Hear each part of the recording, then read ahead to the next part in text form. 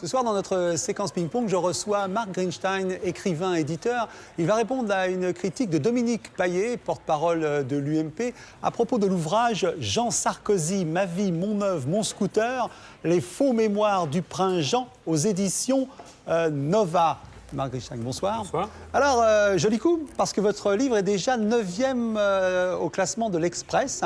Il est 9e au classement d'Express et il vient de rentrer en une semaine sur toutes les 10 meilleures ventes. Voilà, je dis joli coup parce que vous êtes coutumier du fait. Déjà, Madame, Monsieur, bonsoir. Vous vous souvenez, c'était aux défuntes éditions Panama. Vous aviez écrit un brûlot, enfin, vous aviez édité, pardon, un brûlot sur TF1, 5 journalistes dont on n'a jamais retrouvé le nom encore, bien qu'il y ait 5 journalistes qui étaient membres de la rédaction de TF1 à l'époque de la rédaction du livre. Ouais. Alors, dans ce livre, également, on ne connaît pas l'auteur, mais avouez quand même, Marc Greenstein, que vous avez quand même un peu joué Jean Sarkozy, en rouge, Ma vie, mon œuvre, comme si c'était le titre, et un bandeau dessous. On pourrait croire que Jean Sarkozy est l'auteur, surtout que derrière, je vois JS pour le 4e de couverture. Vous n'avez pas un peu joué sur l'affaire, là ?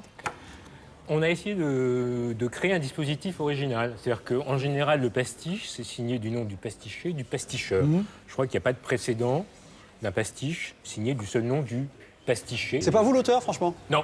Non, j'ai pas le talent ni l'humour nécessaire à l'écriture d'un pareil livre. Alors voyons un peu ce que c'est. Ce livre aurait pu s'appeler Ma vie, mon œuvre, mon scooter, mon EHPAD, parce que c'est l'histoire de Jean Sarkozy depuis qu'il est tout petit et jusqu'à aujourd'hui. Voilà, le projet est né pendant l'épisode un peu tragicomique de l'EHPAD, et on s'est dit, plutôt que d'en pleurer, on va essayer d'en rire et de retourner le ridicule de ceux qui ont pris les électeurs pour des imbéciles contre ceux qui... Des réactions ?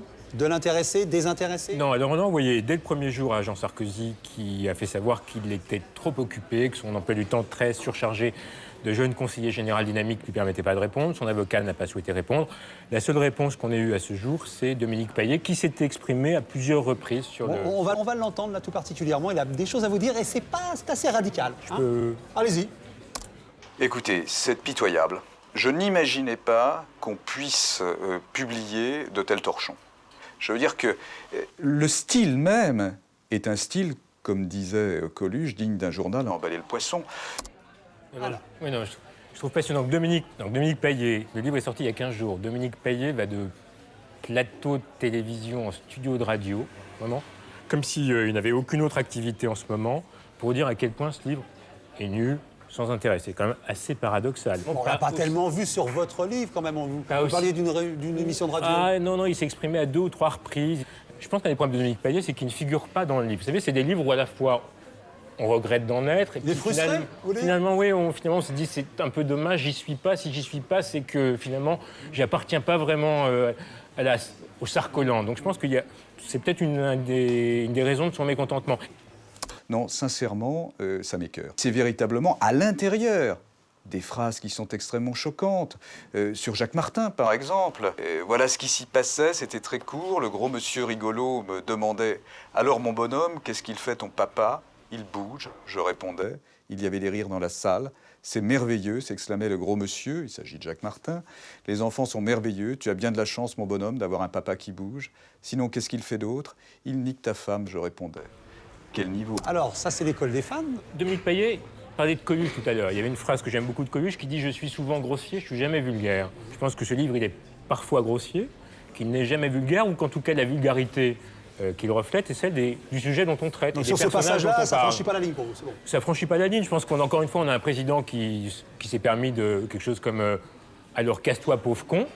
Je pense qu'on est dans la ligne. Allons-y.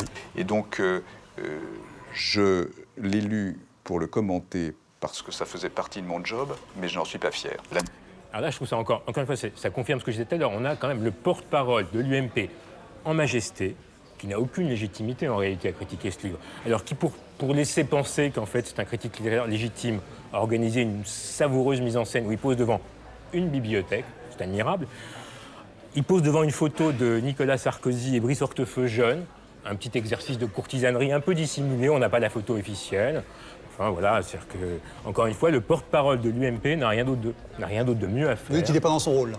Mais il est à la fois dans son rôle et je pense qu'il est légèrement désœuvré, à l'évidence. Mais c'est peut-être que ce livre pose plus de problèmes qu'encore une fois qu'il ne veut bien le dire. Je pense que ce livre, il a rencontré son public. Ça, c'est un problème. L'irrévérence, ça a marché. On est dans un... Ce que ne supporte pas Dominique Paillet, c'est pas que ce livre soit raté, c'est qu'en fait, ce soit une sorte de crime de lèse, fils de majesté. C'est ça qui est pour lui. Mais ça devient quand même un brûlot politique, puisque ce sont des politiques qui réagissent. Mais c'est Dominique Paillet lui-même qui fait de ce livre, qui est un livre d'humour, qui est encore une fois un livre qu'on a voulu extrêmement drôlatique, qu'on fait une sorte d'événement politique. Et c'est vrai qu'on est allé franco, encore une fois en poussant le dispositif, le bouchon très très loin, puisqu'on signe du seul nom de Jean Sarkozy. Donc ça ajoute... Vous dites « on », là, mais vous n'êtes pas l'auteur, mais en même temps, vous dites « on », non, nous. Vous avez travaillé... J'en suis l'éditeur et l'initiateur. C'est-à-dire que ce livre, c'est pas... C'est vous qui avez commandé ce livre. C'est pas un livre qui nous est tombé du ciel lors de l'épisode de l'EHPAD. C'est nous, encore une fois, qui... Vous l'avez commandé à qui? À un nègre professionnel? À des gens que... Non, à quelqu'un qui était un observateur de la vie politique, qui avait du talent, de l'humour, et à l'évidence, l'auteur n'est pas Dominique Paillet. Et si on connaissait son nom, on serait surpris? Je ne sais pas, en tout cas, Dominique Paillet peut-être serait surpris, en effet. Je pense que ça ne ferait pas plaisir à Dominique Paillet. Vous dire qu'il est dans sa sphère? Peut-être, mais... Peut-être, allons-y, laissons. L'anonymat. Plusieurs explications. Peut-être, ce serait la plus positive, que l'auteur a honte. Ou alors peut-être une autre explication, c'est qu'il a très très peur, en étant démasqué, de ne pouvoir plus écrire d'autres torchons de cette nature. Alors là, intéressant. J'entends une sorte de légère menace de Dominique Paillet qui est très intéressante. Hein, mais bon... Mais l'auteur en question, là, franchement, il est quelque part dans la nature actuellement. Est-ce qu'il a peur qu'on trouve son nom? Est-ce que effectivement, ça lui porterait préjudice? Ah ben je pense qu'il pourrait exister en effet quelques représailles souterraines, quelques mesures de rétorsion, quelques mouvements un peu secrets. C'est possible, c'est possible. Donc c'est bien verrouillé? Je préjuge de rien, on a fait le maximum pour garder le secret. Ouais. Je ne sais pas. En tout cas, c'est choquant. C'est choquant parce que, en règle générale, quand on écrit quelque chose, on l'assume directement sous son nom ou sous un pseudo, mais le pseudo ne cache jamais totalement l'identité du personnage. Alors vous avez une réponse, là. Je sais que vous avez une réponse. C'est merveilleux. Pourquoi est-ce que Dominique Paillet nous explique-t-il que l'anonymat et le pseudonymat, c'est pareil? Parce qu'en effet, nous nous sommes inspirés d'un célèbre précédent, qui est le précédent de Nicolas Sarkozy lui-même. Nicolas Sarkozy, on l'ignore souvent, 1995, début de sa traversée du désert, écrit pendant l'été dans les Échos, un feuilleton non signé, ou signé d'un pseudonyme qui est Mazarin, où il se présente d'ailleurs pas comme l'auteur, mais comme le compilateur, et où il écrit des fausses lettres de Jacques Chirac et de la cour de Jacques Chirac. Et tout ça, pour le coup, c'est rempli de perfidie, rempli de violence, rempli d'allusions à la vie privée des gens. On explique que le Premier ministre espagnol est un coureur invétéré. Charles Pasqua nous explique qu'il est à l'origine de l'affaire des diamants qui était destinée à couler Giscard d'Estaing. Alain Juppé est traité de triple crétin. Jean-Louis Debré de Benet. Voilà.